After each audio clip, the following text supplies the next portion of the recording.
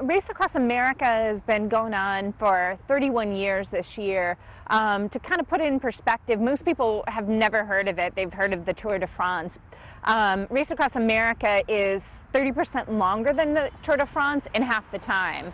And so you're really racing against the clock. You know, you can sleep as much as little as possible, but basically you're starting in Oceanside, California, and you have, 10 to 12 days to get to Annapolis. There's multiple time cutoffs. Durango's the first one. So you have to make that cutoff in a certain amount of time, and then the Mississippi River. So it's the race of your life. I can't even fathom what I'm gonna be going through.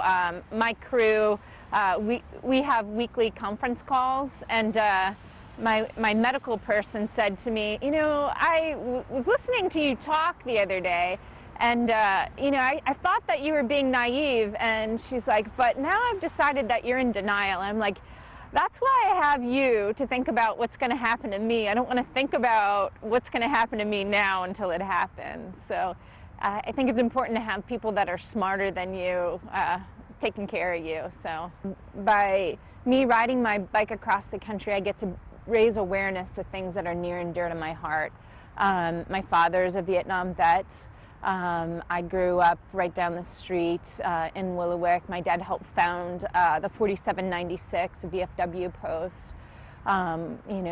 We spent a lot of summers going to the Vietnam Wall in DC. My dad helped bring Firebase Cleveland a welcome home parade in 1988 to Cleveland.